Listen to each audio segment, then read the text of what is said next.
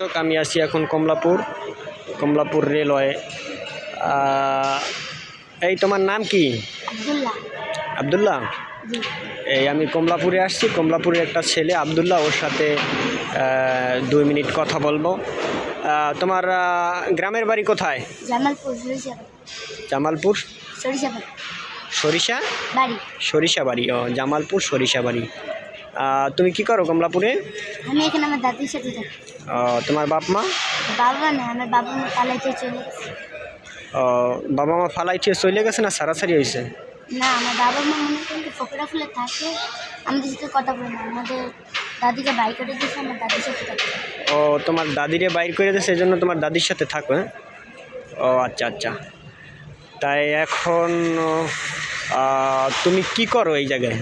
আমি বলতে কিছু করি না। সকালে ওই যে ট্রেন আসে, মানুষ বুঝা নেয়, আমি বুঝাটা নিয়ে 200 টাকা পাই, 100-200 টাকা পাই, যাই পাই দাদি রাতে দেই, দাদি খাওয়া। একটু জোরে কও, জোরে ডাক দিয়ে বসো। মনে করেন কি ওই যে সকালে ট্রেন আসে না, সকালে ট্রেন আসে বা রাইতে ট্রেন আসে, ওই ট্রেনে মনে করেন কি বস্তার যায় নাকি মানুষকে 20-30 টাকা দেয়। ওটা যদি 100-150 টাকা হয়, দাদির কাছে দিয়ে দিই, দাদি আমাদেরকে খাওয়ায়। তার মানে তোমাদের মতো এখানে অনেক পোলাপাইন আছে নাকি? জি। ওই যে কিছুক্ষণ আগে একটা ছেলেরে দেখলাম, ওরও তো বাবা মা নাই নাকি? জি। এরকমের কমলাপুর অনেক ছেলেরা আছে, তাদের বাবা মা নাই। তারা এখানে অবহেলিতভাবে থাকে। তাদেরকে যদি পারেন কেউ আর্থিক সহযোগিতা করবেন, যাতে করে কারো একটু উপকার হয় এবং তারা যেন তাদের পড়ালেখা চালাইতে পারে বা ভবিষ্যতে কিছু করতে পারে নাকি? জি। তাই তোমার দর্শকের কাছে তোমার কিছু চাওয়া পাওয়া আছে?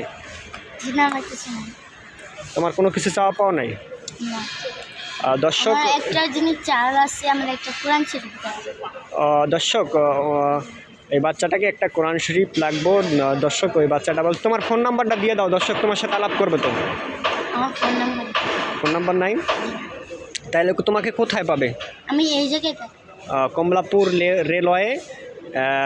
রেলওয়ে মূল স্টেশনে নাকি? জি।